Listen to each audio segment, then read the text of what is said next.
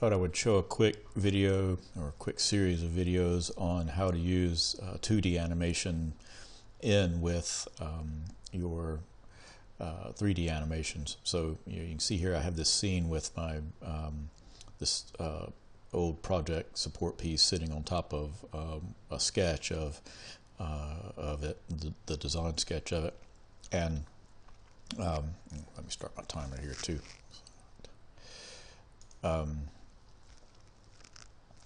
And if I play that, the video that I made for it, let me play that, and I'll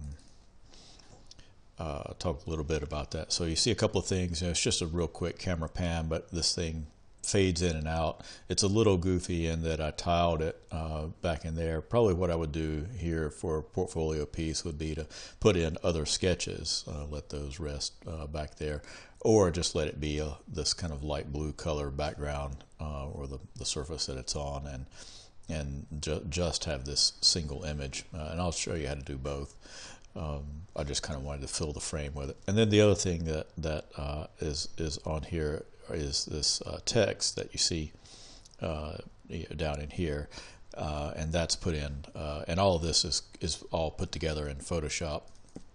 So let me get out of that and show you kind of what I'm talking about. So what I did first was, let me go ahead and open up Photoshop, but I made this animated background here, or this floor essentially for this, which is made with a couple of sketches. Let's see if I can pull up the file that does all those. Let's see, I think it'll be and so yeah, it's just the sketch. It's two sketches, one on top of the other, and so if I turn one off, there's the other. And if we look down here in the timeline, and to get the timeline, just go to Windows, Timeline, and or Window and Timeline, and that'll bring that up. I just added these pieces to the timeline, and then you come in and let's expand those, and oops, that's the levels on it. Let's make this give us a little bit more space here.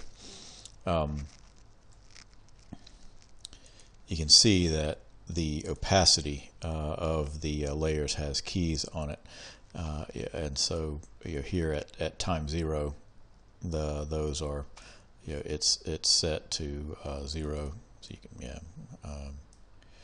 and here at 1 second it's set to, if we go up here and take a look, it's at 100%. But over here, and let's see, I need to have, yeah, I should have layer 1 selected. That's interesting. It should be showing 0 right there. Or no, wait, it is at 0 and or at 100, and then it goes. Yeah, it's at 0 here. Sorry, I was working backwards because I wanted this one to be on top first, and then fade out to this. And so this one shows from around 2 seconds, or from around 120 to or 1 second, 20 frames, to about 3 seconds, 10 frames, and then it starts to fade across those. So set a keyframe, set keyframes in here, and then just adjusted their values from up here. For instance, say I could set the keyframe here and start playing with the values, and you see it sets a key to whatever I put it right there. You can also come over here and click this button, say move to a position, click that, and that then adds a keyframe, and you can go in and edit its value. So you have some control over position, opacity, style, and if you have a levels on here, you can adjust that. It's kind of like a stripped down version of After Effects. I like it just because I don't have to open up After Effects, and I don't have I can do a lot just with CS6 here. But here you see that this thing transitions. Let's make sure I don't have that. Yeah, got a couple of keyframes here that I don't really need, and I can just select those and hit delete and delete those. So yeah, essentially all it's doing is it's panning, or it's not panning, but fading between the two. And it's set to loop, so notice that I start on this first sketch and then end on that sketch with about comparable time in between there. So when I'm ready with those, all I need to do is go to File, Export, and Render Video, and then set the folder you want it to, give it a name, and then the type that you want to use. So far I've only seen the image encoder or image sequence, or media encoder and image sequence. And then I typically use that H.264, or you could use QuickTime. Now, to get these things to work in Max, image sequence may be better, because Max doesn't seem to like importing either the MP4 or the .mov files to QuickTime. So I'm not sure how to manage that. What I did, I just ran it through one of my just little utilities that I use to compress the video, these videos that I make, which is called WinFF, and it's available online. But I just converted it to an AVI so that Max could open it up. And if we look in Max and bring up our materials, you'll see that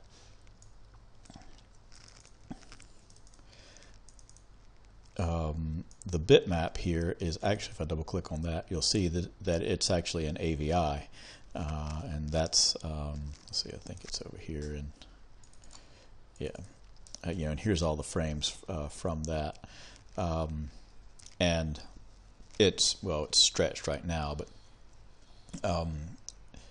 it's actually the format.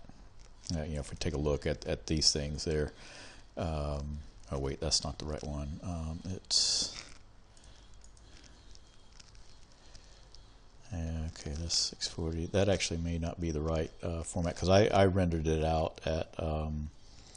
Let's see if I have it still in here.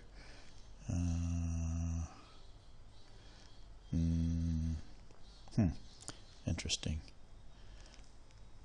But in this case, I rendered it out at if we take a look at this here, cancel that. Take a look at our image. I think it's around 1200, and something, and it's it's fairly high res. I think what happened. I know what happened when I convert. That's what it rendered out as from Photoshop, and then when I converted it with WinFF, it probably crunched it down to that.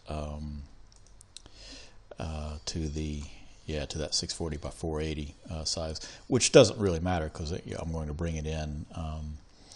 As you see here in Max, I can pull it in and set the UV mapping on this plane. If we take a look at its modifier stack, it has here. Let me go to perspective as well. It's fit to once I put that material on there, then I could just fit it to this thing. So now it fits to this aspect ratio, that kind of roughly 8.5 by 11 aspect ratio, and fits pretty well.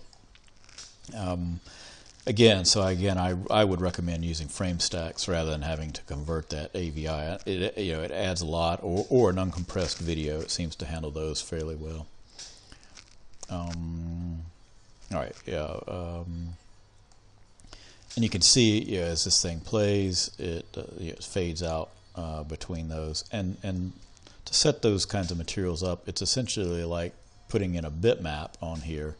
So it's right just in the diffuse channel of this ray trace. You can use a standard or ray trace. I like this ray trace on this material because it gave me a little bit of reflectivity and a little bit of nice ambient occlusion on it.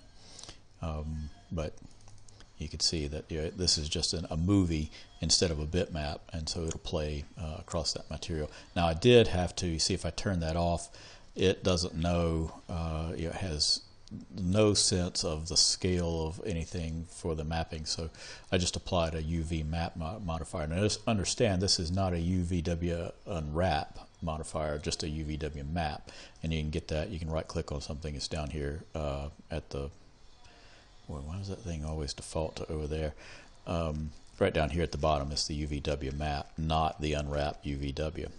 So understand that this is all for just planar mapping, essentially. And this works really well for putting decals on things as well. And it's just, again, it's just set to planar, and that's all you need to do.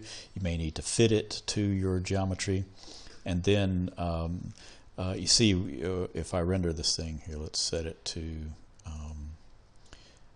only a single render and not save. If I render, you see this thing's tiling, whereas in the scene it's not.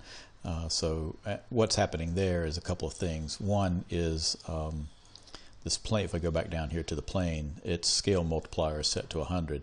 I could take that back to 1, and now it would only render just that single page. But now I have all this black space that I'd have to contend with.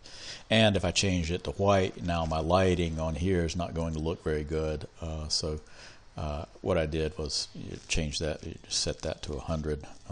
Let's undo that, and then hang on just a moment. All right, picking up. So it's just a matter of applying that map to that, and then let's see, to get it to kind of just be that material. Now I would want to go to my bring this up and just uncheck tile on that, and now it should render just that. But again, you see, I've got that material that's on this thing, and this can't really handle that material. So probably what I would do is just make more of these with different sketches, or kind of just let it be what it is, or maybe curl it up so that it actually looks like a piece of paper. But I just kind of opted for tiling it so that it just kind of picks over in there. And if we look through the camera view, cancel out of all that. Go to see. If we look through the camera view, we're fairly zoomed in on it, so a little bit of this stuff in the background is not that big a deal. All right, so I hope this helps, and I'll pick up in the next one and show how to make titles and things like that.